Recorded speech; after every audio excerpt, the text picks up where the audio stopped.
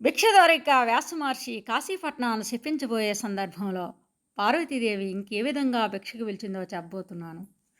అననవుడు నల్ల నవ్వి, అదే సమయంలో చిన్నగా నవ్వి పార్వతీదేవి కమలాలన ఇట్లని, పద్మం వంటి ముఖము కలిగినటువంటి ఆ తల్లి ఈ విధముగా అందట. ఓ మునివర నీవు శిష్యగణం మున్గొని చెయ్యనరమ్ము.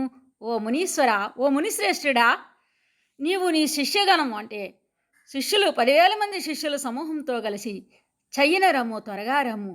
విశ్వనాథుని కృప పేర్మి అందరతిథులు చనుదించినన్.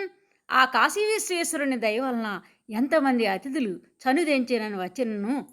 కామధేనువు బనుగొనినట్లు పెట్టుదున పారములైన అభీప్సితాన్నముల్.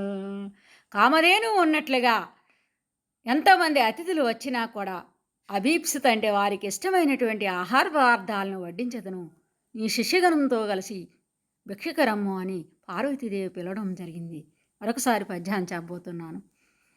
అననవుడు నల్ల నవ్వి కమలాలన ఇట్లని, ఓ మునివర నీవు శిష్యగణం మున్గొని చయ్యనరమ్ము. విశ్వనాథుని కృప పేర్మి అందరతిథులు చనుదెంచినన్.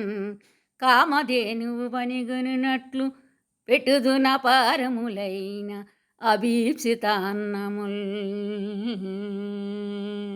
ధన్యవాదములు.